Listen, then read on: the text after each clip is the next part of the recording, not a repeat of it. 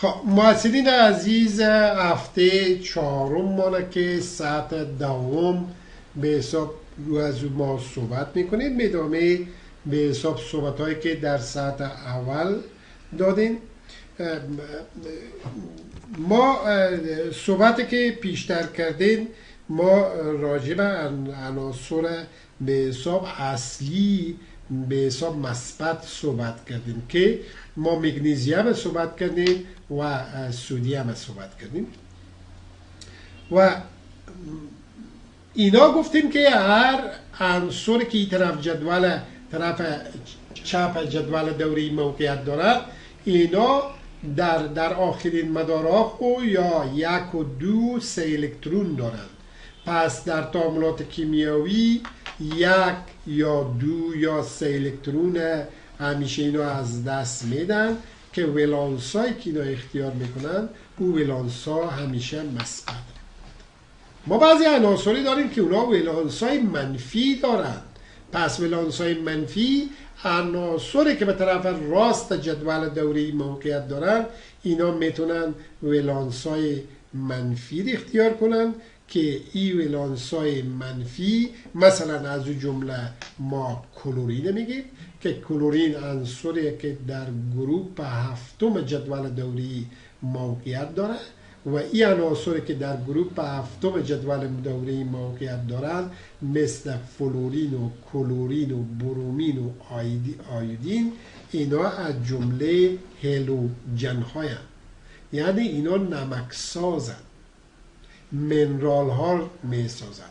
اگر اینا با فلزات یک جاشن به حساب منرال می سازن.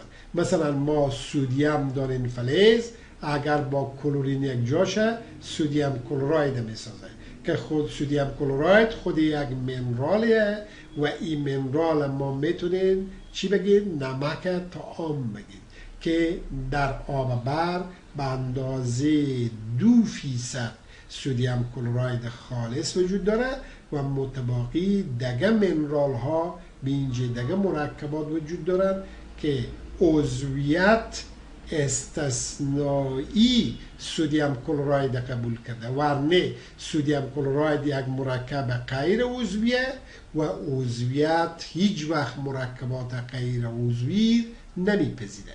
خب چون استثناء در کیمیا هسته و این استثنایی به حساب قبول کرده و بازم چون مرکب غیر عضویه، اگر مقدار ازی در عضویت زیاد شه میبینین که عروق بند میکنه و دکتر صاحبا همیشه میگن که در غذاها خو نمک کم بخورین به خاطر که فشار بالا میبره. علت از اینه که بازم یک مرکب چیه؟ غیر عضویه. و کلورین گفتیم که بعضی از عناصر میتونن ولانس های منفی بگیرن.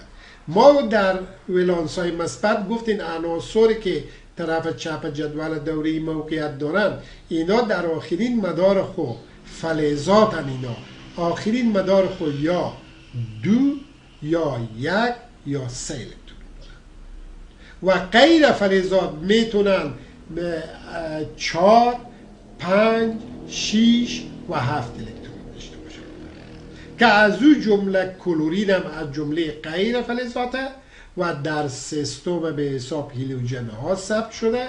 پس میتونه نمبر اتمی از 17 باشه، یعنی 17 تا الکترون در مدارها و سویه های انرژی معین همیشه در حال چرخشن و ای اگر تقسیمات کنین در مدارهای اصلی 17 الکترونه، میتونین بگین که 2 الکترون در مدار که یا مدار اول، 6 الکترون در مدار ال یا مدار دوم و 7 الکترون در مدار ام یا مدار سوم میگیره.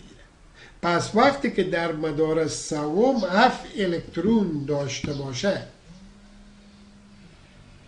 به چند الکترون ضرورت داره که او اکتت شه، یعنی 8 شه و از حالت به حساب اتمی بیرون شه و به حالت خنثی بیه. پس درسته که یک الکترون دیگه ضرورت داره. یک الکترون هم سودیم از مدار آخر خو به کلورین میده، پس مدار آخر سودیم از بین میره، مدار دوم سودیم مدار آخر میشه که به مدار دوم خود سودیم 8 الکترون داره و مدار آخر کلورین هم 8 الکترون میشه، پس اینا میشن اکتت. وقتی که اکتت شن اینا خنثی میشن.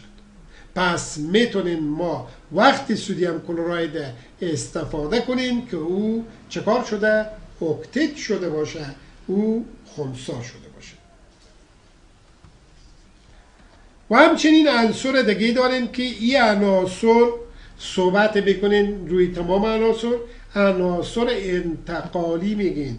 اینا عناصر ثقیلی زمینی هست که در وسط جدول این عناصر موقعیت دارن و این عناصر سنگینن. چرا سنگینن؟ به خاطر که وزن اتمی از این عناصر بسیار زیاده.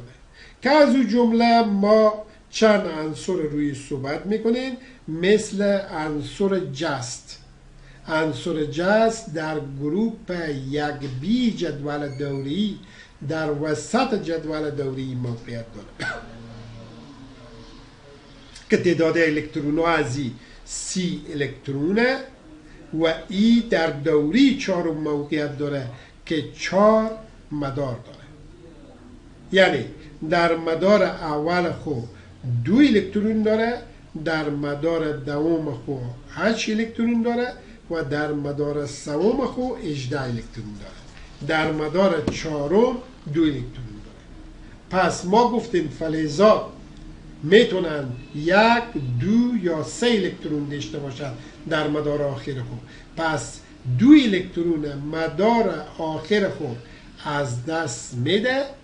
اگر یک تعامل کیمیایی داشته باشه ولانس ازی مثبت 2 میشه و اگر یک تعامل کیمیایی داشته باشه با کلورین، پس 2 تا کلورین با ای جذب میشه، 1 الکترون خور به 1 کلورین میده و 1 الکترون خورم به 1 کلورین دیگه میده.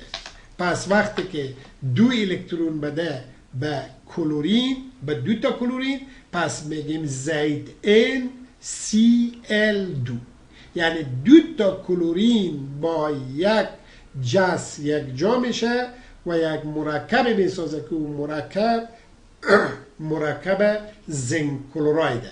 ما از روی به حساب مرکب میفهمیم که ولانس ازی جس چنده؟ 2 تا داده به کلورین، پس ولانس ازی مثبت 2 میشه. و همچنین عنصر دیگه داریم که عنصر سیلور یا نقره که در گروپ 1B جدول دوری موقعیت داره و تعداد الکترون ها در این عنصر که سیلور است 47 الکترون داره و الکترون ها از این اگر ما تقسیم کنیم 2 الکترون در مدار اول، 8 الکترون در مدار دوم، 18 الکترون در مدار سوم، 18 الکترون در مدار چهارم و 1 الکترون در مدار آخر. پس ما میتونیم بگیم که سیلور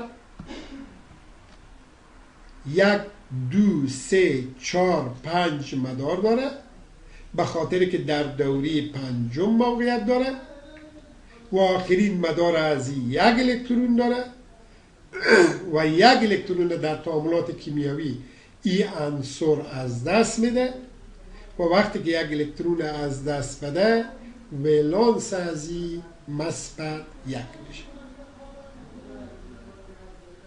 پس اگر این عنصر با عناصر دیگه تعامل کنه میتونه به حساب نمک بسازه. مثلا اگر سیلور با کلورین تعامل کنه سیلور کلوراید میسازه. پس 1 سیلور با 1 کلورین تعامل میکنه، پس چی میسازه؟ سیلور کلوراید. کلورین آخرین مدار 1 الکترون داره، کلورین آخرین مدار 7 الکترون داره و سیلور آخرین مدار 1 الکترون داره.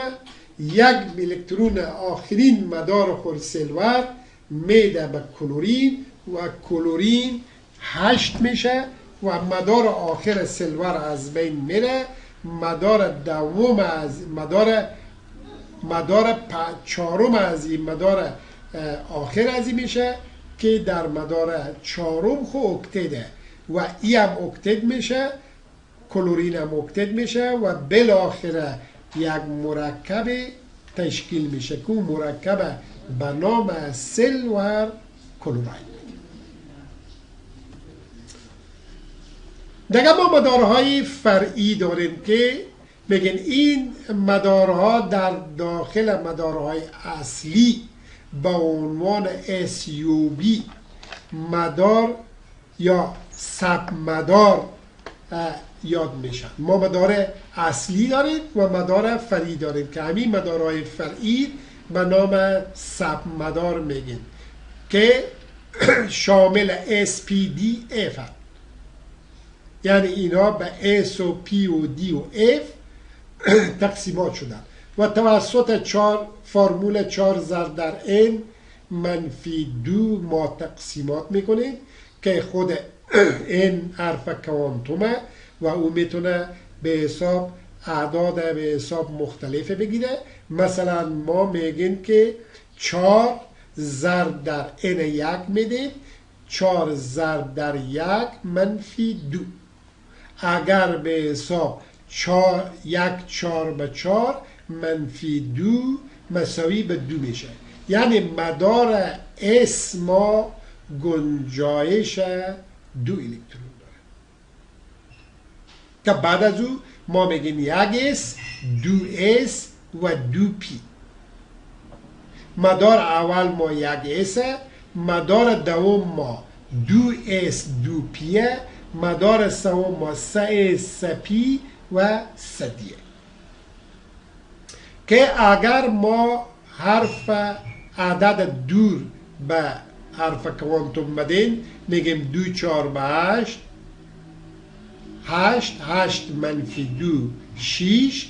پس گنجایش سب مدار پی 6 الکترونه که شما مشاهده کردن میتونید در بین اوربیتال ها دو جرعه الکترون موقعیت دارد که یکی مطابق عقربه ساعت حرکت میکنه و یکی هم مخالف عقربه ساعت حرکت میکنه، به خاطر که تصادف در الکترون ها به وجود نیه. پس پی ما گنجایش چند الکترون داره؟ گنجایش 6 الکترون داره که در جمله 2 الکترون با 6 الکترون که یک مدار میشه. همون مدار اصلی ما مدار اصلی دوم مشخص میکنه که 8 الکترون مدار اصلی در مدار دوم دیشت. میاییم روی سب مدار به حساب شماره سوم. اگر حرف کوانتوم ما به اینجا 3 بدید 3 4 به 12 12 منفی 2 10.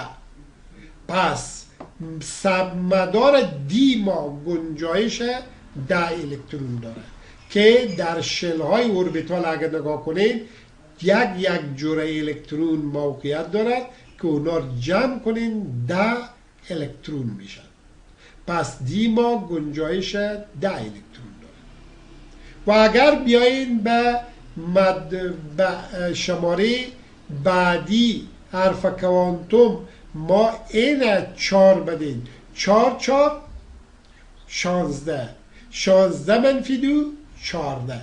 پس به حساب F میشه سب مدار F ما گنجایش 14 الکترون دارد. اگر اوربیتالار ما مشاهده کنید 2 4 6 8 10 12 14 الکترون در سب مدار F جابجا شده.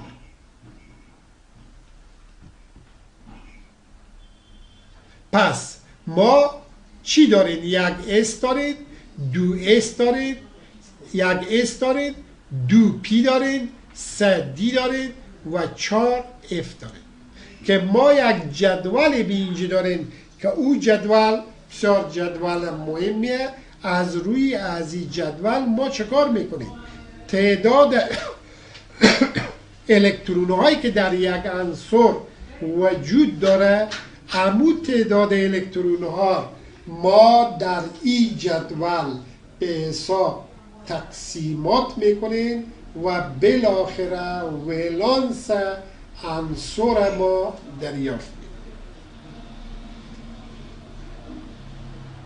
مثلا ما جدولی که به دست چپ موقعیت داره، جدول شکل ساخته شده که یک اس میشه، مرحله بعدی 2s 2p میشه، مرحله بعدی 3s 3p 3d میشه، مرحله بعدی 4s 4p 4d 4f میشه، مرحله بعدی 5s 5p 5d 5f میشه، مرحله بعدی 6s 6p 6d میشه، مرحله بعدی 7s و 7p میشه.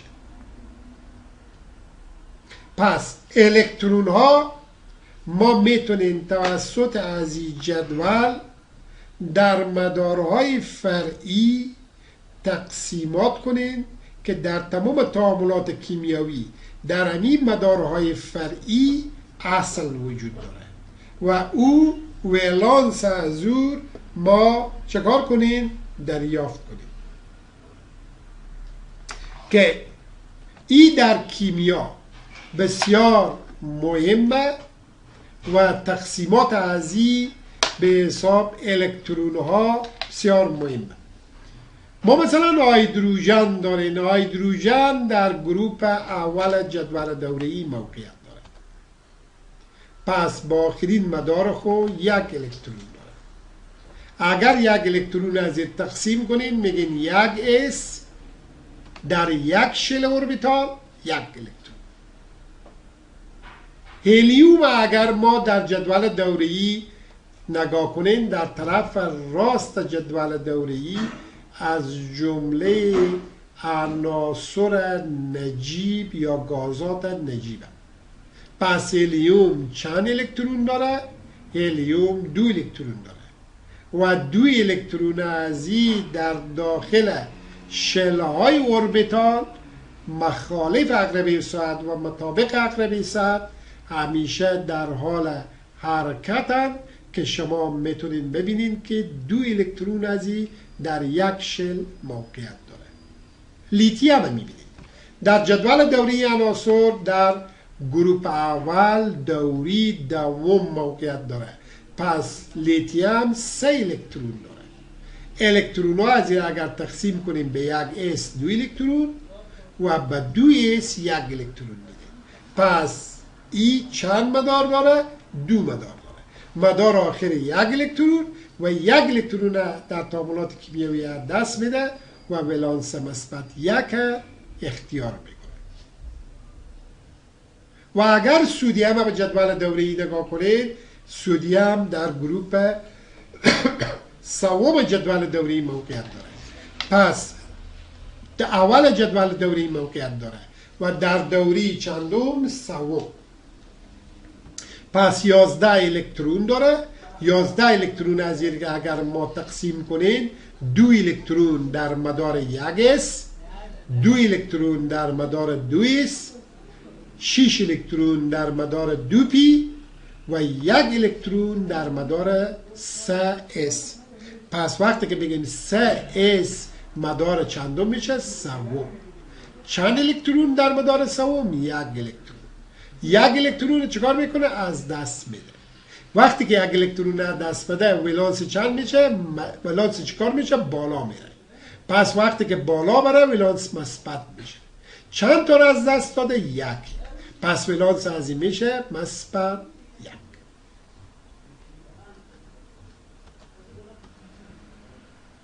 و اگر اکسیژن در جدول دوره‌ای مشاهده کنین، اکسیژن به حساب در گروپ چندمه؟ در گروپ ششم جدول دوریه. پس آخرین مدار از این 6 الکترون داره. اگر اینا رو ما تقسیمات کنین، اکسیژن تقسیمات کنین، در مدار اول خو 2 الکترون، در مدار دوم خو در 2s 2 الکترون و در مدار به حساب 2p خو 6 الکترون میگیره که به چند الکترون احتیاج داره؟ به 4 الکترون. پس این میشه مثبت منفی 2 به 4 و اکسیژن در مدار آخر خو 8 الکترون داره.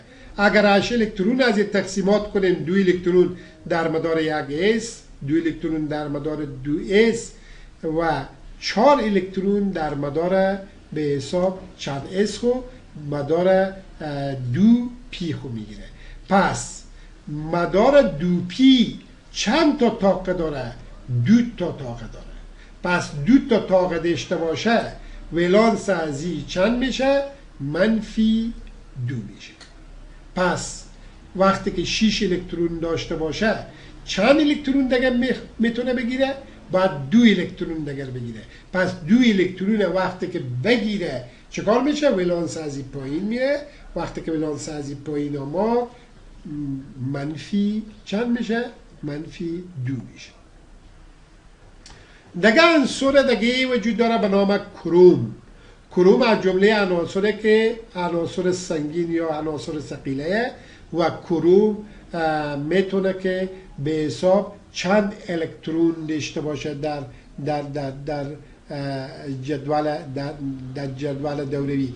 2 الکترون به 1 اس میگیره، 2 الکترون به 2 اس میگیره، 6 الکترون به 2 پی میگیره، 2 الکترون به 3 اس میگیره و به 3 پی خو به 3 پی 6 الکترون میگیره، به 3 پی به 4 اس خو 1 الکترون میگیره و به 4 اس 1 الکترون میگیره و به 3 دی خو 5 الکترون میگیره. پس کروم چند الکترون داشت؟ کروم در گروپ چندمه؟